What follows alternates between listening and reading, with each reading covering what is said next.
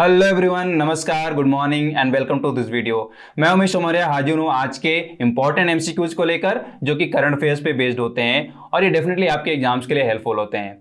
तो टाइम को बिना वेस्ट किए हुए शुरू करते हैं आज का ये वीडियो और देखते हैं हमारा पहला क्वेश्चन क्या है।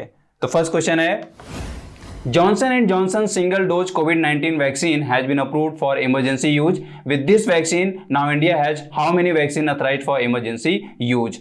तो इंडिया में कोविड-19 से लड़ने के लिए अब कितनी वैक्सीन हैं जॉनसन एंड जॉनसन के आने के बाद? तो मैं आपको करेक्ट आंसर बता रहा हूँ। करेक्ट आंसर है 5 वैक्सीन अब इंडिया के पास हो गई हैं और इन वैक्सीन के थ्रू डेफिनेटली इंडिया क्या करेगा, कोविड-19 को हराने की कोशिश करेगा।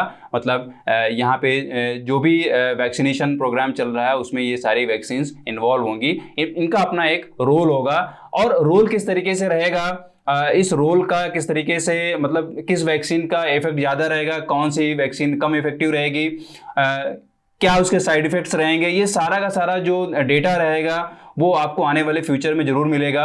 और जब भी ये डेटा आएगा तो उसके टर्म में तो मैं आपको वीडियो बना के दूंगा ही, बट आप ये हमेशा इस चीज़ के टर्म में अवेयर रहिएगा और इसको स्ट्रेटेजी के टर्म में जरूर याद करिएगा, एग्जाम में पूछा जा सकता है। राइट, तो देखिए यहाँ पे बात हो रही 5 वैक्सीन की। तो 5 वैक्सीन कौन है, मैं आपको नाम बता दे रहा हूँ फटाफट। यहाँ पे आपको पता होना चाहिए, पहली जो है वो क्या है, कोवैक्सीन है, दूसरी है कोविशील्ड, तीसरी है स्पुतनिक, चौथी है मॉडर्ना, पांचवी जॉनसन एंड जॉनसन। राइट, तो अपने आप में बहुत इंपॉर्टेंट है, जरूर इसको याद कर लें। देखते हैं हमारा नेक्स्ट क्वेश्चन क्या है।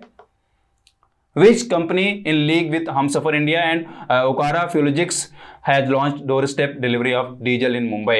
मुंबई में डोरस्टेप डीजल डिलीवरी शुरू की गई है।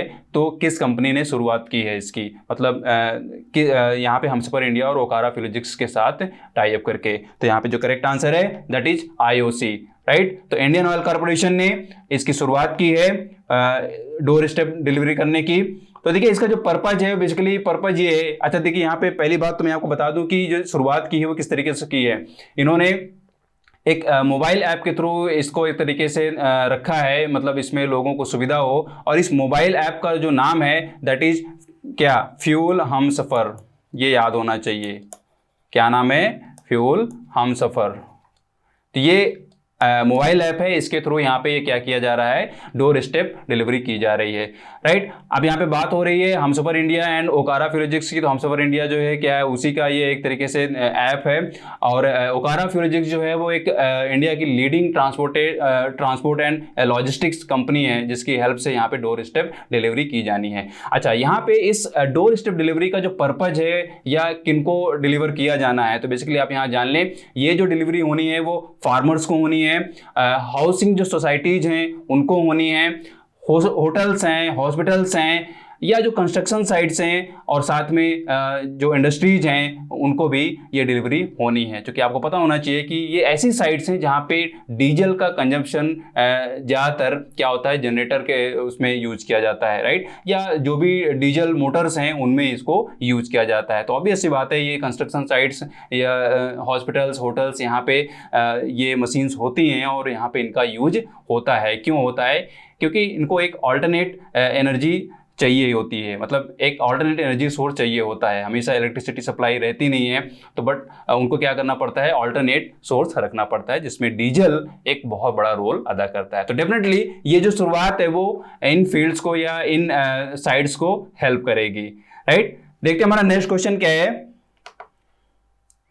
Venkaiah Naidu, Vice President of India, released a commemorative postage stamp on Manaiya Chamanlal, in which field Chamanlal was renowned. Right?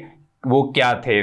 तो यहाँ पे क्या किया गया है, स्मारक डाक टिकट जारी किया गया है, किसके थ्रू, उपराष्ट्रपति वेंकैया नायडू के थ्रू। पूछा जा रहा है यहाँ पे कि मनैया चमनलाल जो हैं वो किस फील्ड से थे, क्या उनका रोल रहा है, किस तरीके से। तो बेसिकली वो क्या थे, सोशल वर्कर थे। आपको पता होना चाहिए कि मतलब इनका जो जन्म हुआ था वो पाकिस्तान के क्षेत्र में पड़ने वाला सियालकोट है, वहाँ पे हुआ था। और इनका जो जन्म हुआ था 1992 में हुआ था। इनका जो रोल रहा है ये बहुत मतलब एक तरीके से पढ़ने में अच्छे थे, गोल्ड मेडलिस्ट थे, लेकिन बचपन से एक तरीके से इनका क्या काम था, एक मतलब जो इंटेंशन था, जो इच्छा थी वो क्या थी कि सोशल वर्क करना, राइट। और इनका जो सबसे बड़ा रोल रहा है वो उस टाइम पे रहा है जब पार्टीशन हुआ था, मतलब कि पार्टीशन के टाइम पे जो विक्टिम्स हुए तो उन विक्टिम्स को उनकी जो बेसिक नीड्स थी उन बेसिक नीड्स को प्रोवाइड कराने में इन्होंने बहुत बड़ा रोल अदा किया था, राइट। तो एक तरीके से वेंकैया नायडू ने इनको एक क्या माना है, इंडिया का एक बहुत ही मतलब डेडिकेटेड संत माना है, राइट, जिन्होंने अपनी जिंदगी को सोशल वर्क में पूरी गवा दी, राइट। तो अपने आप में बहुत इंपॉर्टेंट पूछा जा सकता है, इसको आप जरूर याद कर लें। देखते हैं हमारा नेक्स्ट क्वेश्चन क्या है। Which states government has renamed the Kakori कांड to काकोरी ट्रेन एक्शन? बहुत इंपॉर्टेंट है, क्वेश्चन जरूर पूछा जाएगा किसी न किसी एग्जाम में, इसको आप याद कर लें। तो पहले मैं आपको आंसर बता दे रहा हूं, यहाँ पे आंसर है उत्तर प्रदेश। जी, उत्तर प्रदेश गवर्नमेंट ने ये डिसाइड किया है कि काकोरी कांड का नाम बदल के काकोरी ट्रेन एक्शन कर दिया जाए। ये इसके पीछे लॉजिक ये है नाम बदलने का कि काकोरी कांड जो है बेसिकली क्या कर रहा है, एक तरीके से वो एक गलत सेंस दे रहा है, वो एक तरीके से जो हमारे क्रांतिकारी महान क्रांतिकारी लोग थे उनके एफर्ट्स को, उनके रोल को फ्रीडम फाइटिंग में कम करता है। मतलब एक बदनामी वाला यहाँ पे वर्ड है कांड। कांड मतलब एक तरीके से क्या होता है, गलत काम, राइट। तो इस तरीके से इसका नाम क्या रख दिया गया है, काकोरी ट्रेन एक्शन, जिसमें ये कांड वर्ड नहीं आ रहा है। तो पहले आप ये जरूर याद कर लें कि नाम क्या बदला गया है, काकोरी ट्रेन एक्शन, राइट। किस गवर्नमेंट ने किया है, उत्तर प्रदेश गवर्नमेंट ने किया है। अब थोड़ा सा यहाँ पे आपको बता दूं, काकोरी कांड यानी कि जो अब हो गया काकोरी ट्रेन एक्शन, वो कहाँ पे हुआ था, कब हुआ था। काकोरी ट्रेन एक्शन ये जो घटना हुई वो हुई 9th, आपको ये याद हो जाना चाहिए, स्ट्रेटेजी के टर्म में पूछा जा सकता है, 9 अगस्त 1925 को हुई। कहाँ पे हुई, काकोरी एक विलेज है जो कि लखनऊ के पास पड़ता है, वहाँ उस गांव के पास से रेल पटरी जाती थी, मतलब उस एक रूट था, रेल रूट था जिससे ब्रिटिश गवर्नमेंट की रेल्स जाती थी, राइट। तो उसी में क्या था कि ट्रेन जा रही थी, उस ट्रेन में क्या था मतलब काफ़ी एक तरीके से खजाना जा रहा था, और इसकी जानकारी जो थी वो हमारे क्रांतिकारियों को थी। तो उन लोगों ने ये प्लान बनाया था कि जब ये ट्रेन जब गुजरेगी यहाँ से तो हम डेफिनेटली इसको लूटेंगे, और लूटने का जो पर्पस था वो ये था कि अपने जो रिवोल्यूशनरी जो मतलब उसमें नीड आने वाली है पैसे की, और जो वेपन्स खरीदने का जो नीड आने वाली है वो हमारे पास तो है नहीं, लेकिन अगर हम इस ट्रेन को लूटेंगे, इस ट्रेन के खजाने को लूटेंगे तो डेफिनेटली हमारी हेल्प मिल जाएगी। मतलब अब चूंकि हम क्या कर रहे हैं, ब्रिटिश गवर्नमेंट के खिलाफ ही लड़ रहे हैं, तो हमें इनको लूट के वेपन्स लेने चाहिए, अपने फाइनेंशियल नीड को पूरी करनी चाहिए, अपनी रिवोल्यूशनरी जो एक्शन है, तो इसमें कोई बुराई नहीं है। इसके पीछे थॉट ये था हमारे क्रांतिकारियों का, राइट। और ये जो एक तरीके से मतलब जो योजना थी, जो इसको कंसीव किया, वो थे श्री राम प्रसाद बिस्मिल और आपको पता होना चाहिए अशफाक उल्ला खान। जी, तो राम प्रसाद बिस्मिल और अशफाक उल्ला खान के नियोजन में एक तरीके से ये कांड हुआ। सॉरी, अब यहाँ पे इसको कांड नहीं बोलेंगे, इसको क्या बोलेंगे, ट्रेन एक्शन। तो ये जो ट्रेन एक्शन हुआ वो किसके लीडिंग में हुआ, राम प्रसाद बिस्मिल और अशफाक उल्ला खान, राइट। और इन्हीं को फिर क्या हुआ, आप देखिए यहाँ पे एक दूसरी डेट में दे रहा हूँ, 19 दिसंबर 1927। इन दोनों को इनके जो रिवोल्यूशनरी एक्शंस हैं उनके खिलाफ मतलब एक तरीके से एक्शन लिया गया और इनको हैंग किया गया, मतलब कि फांसी की सजा दी गई, राइट। तो ये दोनों डेट्स हैं, आप इनको याद रखिए। मतलब कि 19 दिसंबर 1927 जो है वो अशफाक उल्ला खां और श्री राम प्रसाद बिस्मिल का शहादत दिवस है। ये भी इंपॉर्टेंट है, ये भी पूछा जा सकता है। और 9 यहाँ पे ये जो दिया जा रहा है 1925, वो अपने आप में इंपॉर्टेंट तो है, 9 अगस्त 1925, राइट। इसी डेट को ये ट्रेन एक्शन हुआ था, राइट। अच्छा, अब मैं दूसरा चीज़ यहाँ पे आपको बता दूं थोड़ा सा कि राम प्रसाद बिस्मिल और अशफाक उल्ला खां जो है वो क्या मतलब कि एक तरीके से अपनी मर्जी से इस चीज़ को प्लान कर रहे थे, नियोजित कर रहे थे, या वो किसी चीज़ से जुड़े हुए थे, मतलब किसी संस्था से जुड़े हुए थे, किसी ऑर्गेनाइजेशन से जुड़े हुए थे। तो आपको पता होना चाहिए कि वो HRA से बिलोंग करते थे, जिसका फुल फॉर्म क्या था, हिंदुस्तान रिपब्लिकन एसोसिएशन, राइट। क्या था, HRA के एक तरीके से ये फाउंडर मेंबर्स थे। और इसी संस्था का, इसी एसोसिएशन का नाम बदलकर बाद में क्या हो गया, HSRA, ये एग्जाम में पूछा गया है, ये जरूर आपको याद हो जाना चाहिए। HRA जो है वो HSRA में कन्वर्ट हो गया था, और HSRA का फुल फॉर्म क्या होगा, हिंदुस्तान सोशलिस्ट रिपब्लिकन एसोसिएशन। क्या है, हिंदुस्तान सोशलिस्ट रिपब्लिकन एसोसिएशन, और ये क्या है, हिंदुस्तान रिपब्लिकन एसोसिएशन, राइट। तो यहाँ पे सोशलिस्ट वर्ड आ गया है, सिर्फ फर्क इतना है, ये आपको जरूर याद हो जाना चाहिए।